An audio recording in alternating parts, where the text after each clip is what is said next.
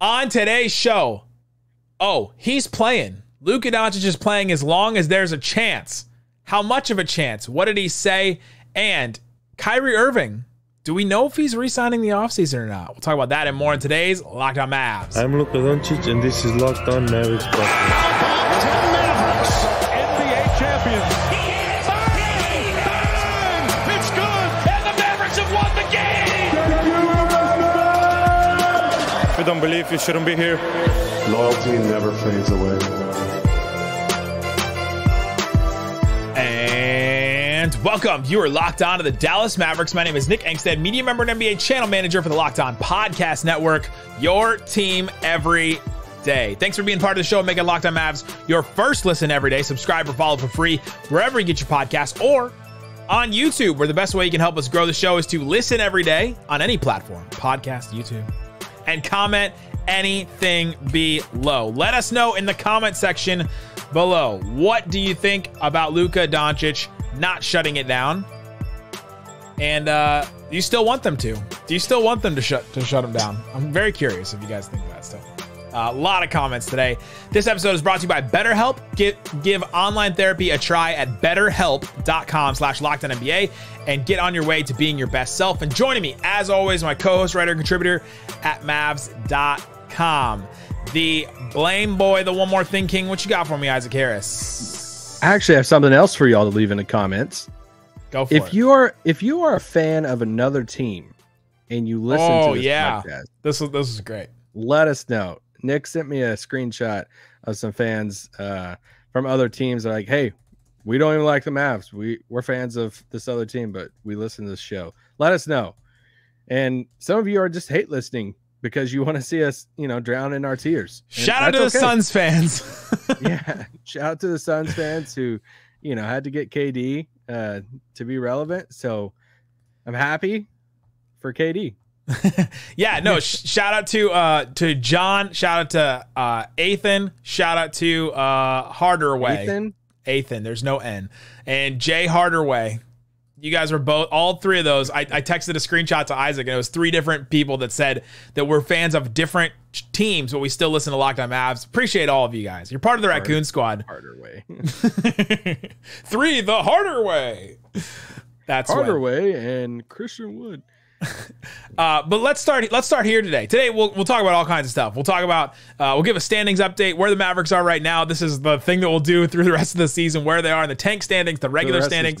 How close? Yeah, true. How close are they to the play-in? We'll talk about Kyrie Irving, because we heard from Marc Stein and Chris Haynes some actual reports, and it's great. It's great, dude.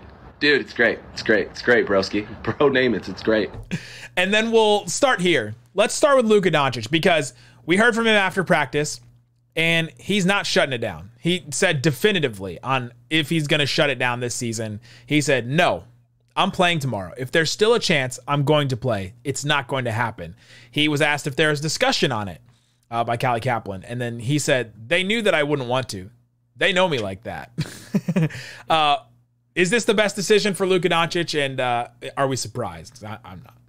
No, we're not surprised. I mean, we talked about this kind of a little bit yesterday because he's such a competitor. Like, he's going to want to play as long as there's a chance. Like you said, he's going to want to play and be out there. He's going to be out there for the fans, for his team and everything. But what, we said yesterday was like, all right, he wants to be out there, but you can't convince me. You just can't that the idea of being in Croatia next week is not appealing to him. All right. So he said, as long as there's a chance. He said a chance. He's not like, hey, we got this. Yeah. And as long as they have a chance, I mean, they might not have a chance by Friday's game. So it's not saying that, he could be shut down for the final two games or the last game or something like that. But, at least the way it's looking right now, they're going to be full force against Sacramento at home. Yeah, and we're not surprised by this at all. We going yesterday when this was all these rumors were starting to pop up, we said, hey, they're going to play against Sacramento. They're going to at least try it. We see now that I wouldn't have been shocked, though. I would not have been shocked if they announced today, hey, Kyrie, Luka, they're going to sit out the last three games. It wouldn't have surprised me just like this doesn't surprise me. They could go either way. And I think it's just a game by game thing at this point. For sure. But you and I making a prediction, we would have bet that Luka and Kyrie would play against the Kings, no matter if OKC won or lost against the Warriors. But OKC did lose against the Warriors, so the Mavs still have a chance. OKC just can't win their last 2 games, and the Mavericks have to win their last 3 games, basically, is now where we are with this. So, but yeah, Luka playing is not surprising. Were you surprised about how definitive he was? Like, hey, it's not going to happen. As long as there's a chance, I'm going to play. They knew there wasn't even a discussion about it. Like the Mavs brass didn't even come and talk to him about it. It was just an internal discussion, apparently, for everybody else but Luka. No, because I think, I think there's a thing. What does it tell your teammates if he tells the media, yeah, we're talking about it. We're kind of debating on it. Couldn't he say, they came and asked me if I wanted to, and I said no? Like, wouldn't that send a message that, like, hey, no, I don't know if Luka thinks that way. He didn't attend the Rick Carlisle school of media narratives. Apparently, he apparently doesn't want to do that. But I'm curious. Do you think that this says anything about Luka, or we just knew that he's competitive and that's it? No. I think we knew he was competitive, so I don't blame him. Isaac, we gotta make one of these a talking point. Well, let's talk about some of his other quotes. He had a lot of other quotes that I thought was really interesting. I don't want to be Skip Bayless, Stephen A. Smith here. We got to make one of these a talking. We can't just be not surprised by everything. Do I need to lean in? I'm shocked. Yeah, here we go. If you're going to lean into one of these, which one would it be? Like one of these quotes from him? This surprises me about Luka Doncic. Every time I hear it, I'm surprised. I'm gonna do a Brian Windhorst, LeBron James. This from Luka Doncic. We've known this since he was 13. Like I was there with him. We knew that he was this competitive level. He doesn't care if he has a 10% chance or 100% chance. He's going out there. He's going to give you everything he's got out there. You've seen him these last couple of weeks. He's putting up 40-point games. He's playing defense now. He's locked in because he knows that they still have a shot. And if you got a shot, and if you have Luka Doncic, it doesn't matter. You go into a play-in game, who wants to play Luka Doncic in a play-in game? So this confidence and this competitiveness from Luka Doncic is what gets me up in the morning. And then he continues. You know who wouldn't do this, and that's LeBron. I was with LeBron when, LeBron was born, and I've been there with him. I held him in the delivery room, and, that's just what happened. And you know what? I wouldn't count out the Lakers with Kyrie this summer. Just wouldn't. You got to throw that in there and sneak that in there. Got to throw there's Brian Windhorst for you guys. By the way, we heard the opposite of that earlier today from Marc Stein, and so we'll talk about that later in the episode too, about Kyrie re-signing. But this stuff from Luka, him being competitive, him wanting to play, Isaac's right. I'm trying to push him on it, but he's right. It's not surprising that he would want to play. This is what I said. Like, the Mavericks could maybe save him from himself by them shutting him down, but he doesn't want to at all. So they're not going to mess with it. They're not going to shut him down. They may, if nothing can be decided by the last Spurs game, I wouldn't be surprised if he doesn't play, but it is another home game. And the other thing about this that I saw somebody comment that I thought was a great note is that people pay for these games still. Like, there's a ton of people, 20,000 people. Isaac, do you know that they sell out every single Mavericks game? Like, they have this sellout streak that's kind of amazing that we've been tracking for years now. And people still pay to come and see Luka, and for them to just shut him down, I think it would be a disservice to this fan base that has been through, it's been through a lot this season. Well, Davis Bertans would still be out there, so he's worth the price of admission. But no, in Luka, talking to media and stuff, he had a bunch of honest quotes today. And actually, let's come back after the break. Let's talk about some of these quotes. Close. Coming up, we'll tell you why Luka Doncic. Oh, here we go. Here's the first take. Jeez. Coming up, I'll tell you why. Luka Doncic lied right to the media's face today. This is Greenberg Jr. over here. We'll talk about that coming up.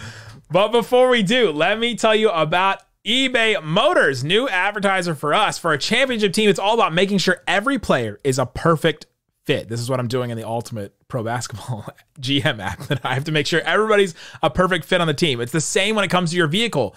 Every part needs to fit just right. So the next time you need parts and accessories, head to eBay Motors. With eBay Guaranteed Fit, you can make sure every part you need fits right the first time around. Just add your ride to My Garage and look for the green check to know that part will fit, or your money back. Because just like in sports, confidence is the name of the game when you shop eBay Motors. With over 122 million parts to choose from, you'll be back in the game in no time. After all, it's easy to bring home a win when the right parts are guaranteed. Get the right parts, the right fit, and the right prices on ebaymotors.com. Let's ride. Eligible items only. Exclusions apply. Correct. These off days, the combination of this Mavs team being what they are, can I use the word deplorable still? Has that word been ruined by society? This Mavs team being like hopeless, and these off days are getting to me. I don't know what the off season in store for us, but you're gonna get some weird fun pods from us this off season. I'm excited for it. Well, in the words of Luka, he described the season as very disappointing.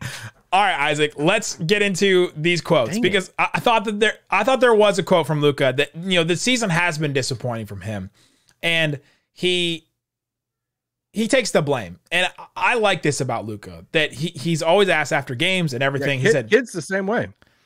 I don't always tell you guys the truth. No one's dying. I'm not playing. I'm watching, just like you guys. I have to apologize that you felt that he should have played more. I had to play all of them for that joke. My guy Luka takes more blame for anything in the world. Jason Kidd's like, guys, I think somebody dropped my hat. It wasn't me. Somebody else dropped my hat. I'm not playing. I'm watching. But Luka does take blame. He said, he was asked, how much blame do you take for this season? He said, I'm the leader of this team. The one to blame is me. He said, I take a lot. What do you think about that quote from Luka, and that's his mentality, or that's at least his answer to this? Oh, I mean, I think it just shows his leadership. And he's always been, like you said, he's always been saying that since he's came to the league. And for him at a young age to already be saying the right things, it's not, I mean, there is a portion of blame that goes on Luka. He's not blameless this season, but he's not the biggest reason. We've I mean, it's a broken record. We've said that a million times. They have way bigger issues than, Luka huffing and puffing, or he's doing what? Excuse me. Yelling at a ref or something like Winded, that. Right? Winded, not. I mean, hookah, Luka. So hold on, I think it's still up. I'm gonna go with Luka Doncic. Downboard, get LeBron off that board. Oh, I don't know if Isaac got real pixelated when he got angry to everybody, except for me. But Isaac got so pixelated when he got angry just now, and it was. Stay pixelated. That made it funnier because it's like you rage quit. It's like you slammed it. I instantly went to Wi-Fi. Slammed and rage quit. What a weird show we're having today. But yeah, Luka saying I'm the leader of the team. I thought that was interesting. I don't know if we've actually heard him say that yet, say those words, I'm the leader of this team. But that he's hearing some of this stuff. He's hearing the, the criticisms. He's taking a lot of the criticism. But here's the one. I teased this earlier. Luka lied to the face of the media today. And here it is. He was asked, "Do you know what the problem is for this team and how to fix it?"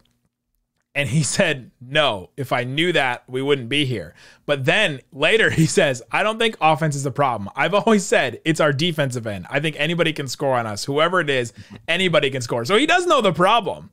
And then he takes blame himself, but he doesn't talk about fixing it. Obviously, I'm being facetious when I say he straight up lied to the media. But with Luka talking about the defensive end, what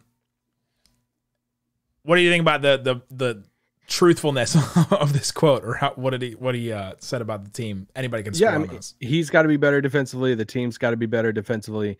I think one of the things that can be frustrating as a fan is, I know we didn't get to share any of my thoughts on the Hawks game the other day, is watching though, watching those Luka minutes to where in that second half to where he locked in defensively. Yes. That's the difference of him and a Trae Young or him and some of these other horrible defenders out there is he has the ability to do it. He just chooses not to at times, or he doesn't choose to give the energy at that because he's got to carry such a big load offensively too. So, but that's where it can be frustrating though, because you're like, see, he's not bad. Like we know it's there, it's in there. Just try, just do this. And I just love watching that. And I'm like, that's the level that he's gonna have to get at that level consistently for them to be able to, get back to being, or get to being one of the best teams in the West. 100%. And it's possible. Like we just saw him. For all the criticism Luka is taking right now, I'm seeing some things of like, you can't build a winner around Luka. Oh, come on. We just saw it. Like we just saw it happen. You can call the Mavericks last season a fluke and whatnot, but they were competitive against the Clippers 2 years in a row, a team that was supposed to win the title both those years and were healthy against the Mavericks. And then you saw them against the Suns, who were the best team in the NBA. And like you saw them beat them. So like, and he played well against the Warriors too. The team didn't play well around him and didn't make enough threes, but you can still win around Luka. Like, come on. Like they have to change the way they play a little bit. He's got to be better defensively. The crying to the refs has to be better. Sure. But like, you can't, we're not going to straight to can't build around Luka and all that kind of stuff. Like that's ridiculous. Yeah. That's first take TV stuff. I did find his chemistry comment really intriguing. He was asking about Brunson. Do y'all miss Brunson? He had a big smile at that. I mean, if that wasn't the biggest yet, we made a mistake smile. I don't know what is. I think it was more of, I knew you guys were going to ask me about this, and I knew that we were going to. I knew you were going to have to ask me about this eventually because it's so bad and he's been so good. See, I took it as like yeah, I know he's good and we missed this. Because there's no way around it. I mean, they completely whiffed on the Brunson thing. Yep. And he knows it too, but he was asked about the chemistry thing. And he said, I think you don't see that chemistry we had before. I mean, especially last year. He said, I think that chemistry was at the top, everybody, but chemistry builds not right away. It's a long process. I was reading this quote from Tim McMahon's article, but just him admitting that, I mean, there's only, believe it or not, we can only see so far to the team, with quotes that we get that sometimes are not always true because kid says they're not always true. I don't always tell you guys the truth. What we see in body language on the court in the four quarters or before and after a game, we don't get to see inside the practices and all the meetings and all the stuff. And for him it looks like from the outside, yeah, the chemistry's been off this year. They just don't have the same vibe as last year. But for him to admit that as the leader of we just don't have that chemistry this year, I thought that was really intriguing. Yeah, especially that being like he mentioned we were one of the top teams in chemistry or something like that, and talking about how that was such their power, right? Is that they were connected, and that chemistry lends itself to their defense too. Like their defense requires chemistry and talking and all this stuff. Their offense requires like trust and all that with Luka, and then Luka trusting somebody else, and he eventually trusted Brunson. He trusts Kyrie now, but like we're not seeing that same level team wide. And that's making their defense, like hurting their defense. And we're seeing Luka call out like players and be like show up guys on the court and things like that because that trust is not there. And he doesn't trust Christian Wood the same way he did Dorian, right? Like it's just completely different scenario right now. Or Hardy the same way he trusted Brunson. Like it's just a different scenario right now with this team. And I thought, I know we're going to talk about Kyrie in a little bit, but one more Luka quote on this. I thought him talking about his cram-packed like summers and how he's been playing basketball for like 4 straight years. And my only thing to that is I don't know what the solution is because he is very dedicated to playing for Slovenia. And I think that's awesome. I'm never going to be one of those people that's going to get on a podcast or something and be like, oh, you shouldn't play for a national team because he should, save it for the map. Never, because I think it's so cool when players prioritize, playing for their country over, their team and all that stuff. But I don't know what the solution is, because he's dedicated to that. He's going to do it again this summer. He obviously, you're going to be making, with the exception of this year, probably, you're going to be making, the playoffs and, at least second round, these years and stuff. So like, I don't know what changes on that for him. It feels like summer. Unless they obviously don't make the play-in, and then you have these extra 2 months off. And that's why I'm saying, I don't think he's going to be, that sad if they miss. Coming up, we'll tell you what Marc Stein said about Kyrie Irving and the teams that aren't going to pursue him now. Talk about that coming up. But before we do, let me tell you about FanDuel. FanDuel Sportsbook is the #1 sportsbook in America, and because new customers get a no-sweat first bet up to $1,000, it's Locked On's official sportsbook partner. Go check it out, the no-sweat first bet. That's bonus bets. Go see what's available at FanDuel. So many of you have downloaded their app, but go check it out. Download their app, FanDuel.com/lockedon as well. You can see, I was looking at most improved the other day. Marketing, -300. Looks like he's going to win it. SGA should win this thing. +220. I think he should too. SGA going from like a good player to like an elite almost player, and marketing first team All-NBA. Marketing going from like a fringe rotation to an all-star though. Like, which leap is better, right? To go from fringe all-star to All-NBA, or to go from fringe rotation player to all-star? Like, that's interesting to me. Going from like 23 points a game to 31 and being first team All-NBA is a massive jump. I think our guy Brunson should be more involved in this too. He's +2,400, so he's like way behind those guys right now. Mikal Bridges +11,000. He's way behind as well. So really great stories on all of that. You can check it out at FanDuel.com/lockedon. Again, the no sweat first bet. Get your bonus bets. Check it out again. FanDuel Sportsbook.com/lockedon. Brunson was that good last year. All right. He did win a Naismith Award. Do you know that? Do you know that he won a Naismith in college, like player of the year? I watched him his rookie season. I knew he was going to be. We talked to him at Media Day, and he said, forgot about that callback. That's good. That just brought back PTSD to like a ton of the Raccoon Squad just now. Yeah, so good. Marc Stein went on our friends The Freak, Ben and Skin. He went on their show. Hey, I'm on a Mavs show on that. Oh yeah, radio station. Let me reset that. Let me do it again. This is the episode for me to redo setups. Marc Stein went on The Freak, which is Isaac Harris's radio network that he's on every Friday. So you can radio network every Saturday. You can see him. You can hear him there. But Marc Stein talked about the Kyrie Irving situation. He's a free agent after this year. According to Marc Stein, the Mavericks do want to re-sign Kyrie Irving. Great, cool, like something that we all knew. He also mentioned again that Kyrie has been a beloved teammate. The guys on the team love him. That's confirmation. Again, something that we've been talking about and already knew, but good to hear from Marc Stein, who's the most plugged in person with the Mavericks, probably out there. And then he also said, to this point, I can't say that there's a market on Kyrie. There isn't tangible evidence that he mentioned the Suns and the Lakers are going to pursue him at this point. Those are the two other teams that are going after him at the trade deadline. What's your reaction to there maybe not being a market for Kyrie, even though he's mentioned before that he's going to test the waters? Yeah, what was it? It was his podcast partner, Haynes, that, reported the other day about him, testing free agency, this summer. Fully expect him to do that. I'm really, everything. Let me rephrase. What will Kyrie prioritize this summer? Well, first of all, he's going to prioritize his new shoe deal, because he mentioned that after the game the other day. When asked about his plans for the summer, he said, I'm going to figure out my new shoe deal first, then I'll set my plans. And he was talking about it like his travel plans, not his re-signing with the Mavericks plans. I thought that was funny, but hey, this is the Kyrie business. Yeah. Watch out for Li Ning with Kyrie. For the shoe deal, yeah. Yeah.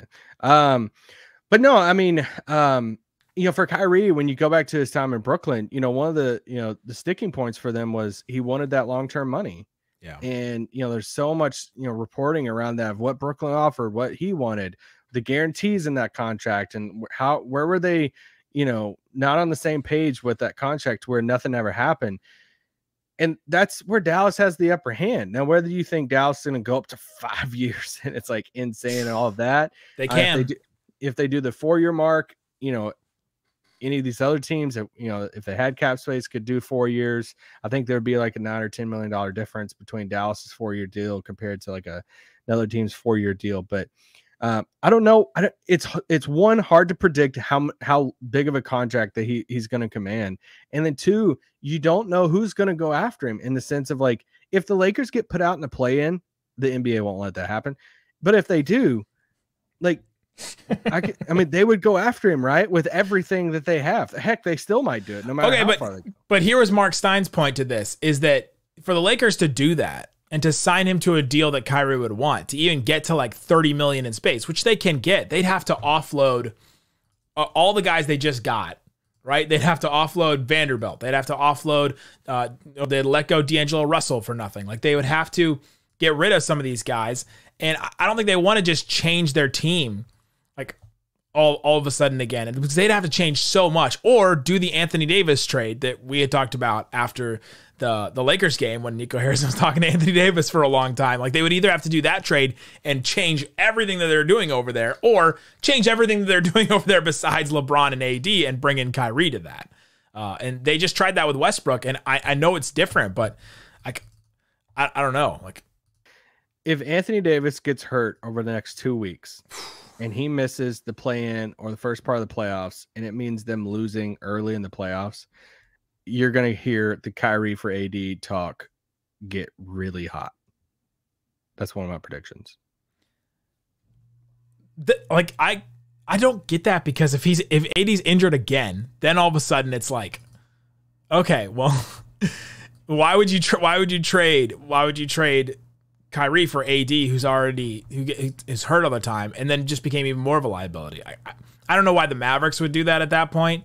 It would solve a lot of your problems, sure. Like, it would solve a lot of your issues if you got AD, but there's just some things they have to figure out. Let's talk about the scenarios with the standings and everything right now, because there's a couple things that the Mavericks had happen. The Thunder lost to the Warriors, and the Bulls lost to the Bucks, and the Hawks, yeah, and then somebody else lost. Oh, the Jazz lost to the Lakers. They almost won that game. They went to overtime and all that. But all those matter, because right now the Mavericks are looking at in their standings. You just can't have OKC win their last 2 games. OKC is going at Utah. That's a fascinating game for the Mavs. That game means a lot for the Mavericks, because in the inverse, they're tanking standings. If you're looking at the Mavs trying to keep their pick, they are only 1 game back from Utah now, and the Jazz could win that game against the Thunder. Then the Mavericks could potentially win their game. The Mavericks stay in the same. So like that game, if the Jazz win it, helps the Mavericks in both ways, which is really hilarious right now. And then we're looking at the Bulls. The Mavericks basically have to finish where they are right now. They're a game up, quote unquote, on the Bulls, and a half game up on the Thunder in the tanking standings to keep their pick. They basically have to stay right where they are in order to have an 80% chance to keep their pick. If they move down 1, so if they pass the Thunder, or if they pass the Bulls but not the Thunder, I don't know how they would do that, but they only have like a 9% chance to keep their pick. It's wild. It's wild right now. We're just going to keep watching it. But where they are right now, the Mavericks are not in the play-in, but they do have an 80% chance to keep their pick. Yeah, I mean, every day means something at this point. I mean, yeah. Kings game Wednesday night. Thursday night, you have the OKC-Utah game, which, I mean, these 2 days could determine whether we get a tank off on Friday night against Chicago. And then the Chicago game. I mean, that Chicago game could literally make or break them having the 10th overall pick. I mean, because it could also make or break them being in the play-in, because if they lose to the Kings, then all of a sudden the Mavericks, they'd have to figure out a way. Then they need then if they lose to the Kings, then they need the Thunder to lose both of these last games to Utah and Memphis, and so then all of a sudden, like, we could know. Almost there. We're almost to Sunday.